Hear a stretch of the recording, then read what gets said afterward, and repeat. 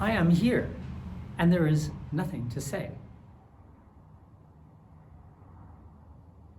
If among you there are those who wish to leave, let them leave at any moment. That's from the famous Lecture on Nothing by John Cage. And in the lecture, he leaves lots of white space on the page.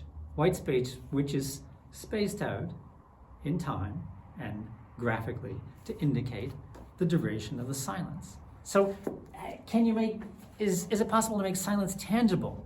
Is silence like something that can be indicated in a very tangible way? Well, if you look at the score of, let's say, Anton Webern's Variations, there are lots of rests. You can see them, they're everywhere. Lots and lots of little rests between the notes, between the phrases, and you hear them very much when it's being performed.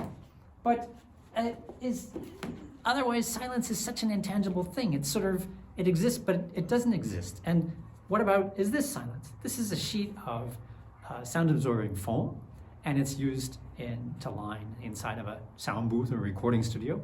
If you take this stuff and extrude it so that it's big pointy spikes, like say 1 meter long, and you put a couple of thousand in an enormous room, then you have an anechoic chamber.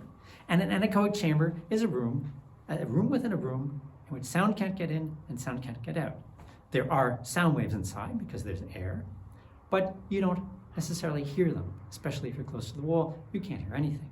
And if you talk, you just hear the sound of your voice that it makes from the muscles and the movement of it resonating inside your head. You don't hear the reflection. So it's a room really not without sound, but a room without reflections.